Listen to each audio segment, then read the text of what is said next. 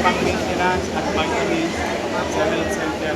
Our frontline of healthcare services. At yung ating namang mga makina for diagnostic purposes ay paanda rin na natin kung hindi gumagana yung MRI machine, yung CT scan machine, mga brand new lahat ng pinili natin.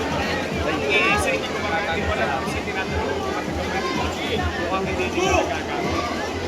Pagkahanatag sila, tayo naman na binibag tayo ng MPN. Simula naman tayo sa minimum basic needs. Tayo, lagi tayo tumutulong sa kalusugan, mag-aaral, bahay, at dati ay nagtunang time ang mga project, social program. Kaya pa yung lang sa changing project na binigyan prioritizing para well, we will be part of the nation-building approach. In our case, in our own little way, we will produce more doctors and nurses and medical practitioners for the city and tulong na rin natin sa bansa. Because we have so much hospitals owned and run by the city government. So we need more doctors and nurses and other medical practitioners in the city. And I'm proud to PLM, Pamatasan Luzon ng Maynila, that they are producing top-notch doctors and nurses and other medical practitioners. Lagi nagtatapya sa board. Na ngayon pararamihin na. Yawa ang Diyos, believer nila ako. So we will continue to do so. And of course, the housing and school development with regard to facility, we will innovate, we will continue to innovate, we will create more space so that we can achieve the universally accepted teacher-student ratio in the city of Manila.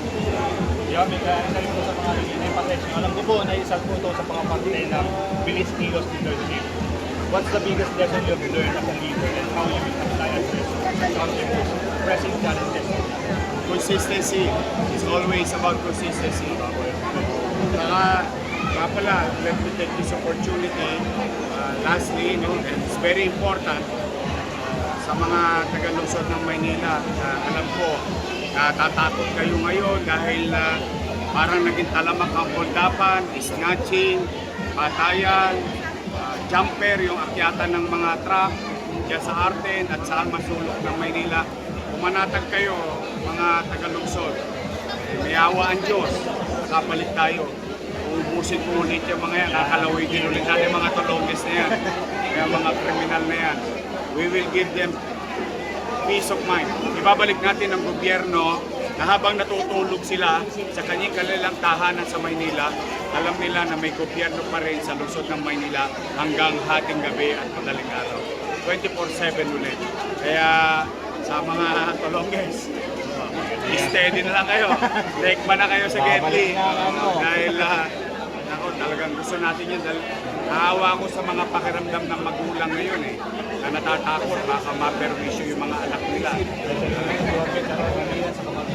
Karamihan sa mga gumagawa ng Snatching dito, hold up doon, napin-perwisyo yung mga taga-Maynila. Huwag po kayo mag-alala. Ibabalik po natin yung dati na peace and order situation ang ating. Thank you. God first. Muling mensahe na lang po para sa lahat ng Manileños. Mag-iingat po kayo. I hope makasama namin kayo ni Chi Atienza at sampo ng mga Your Best Choice sa bawat distrito ng Maynila. At kumasa naman po kayo.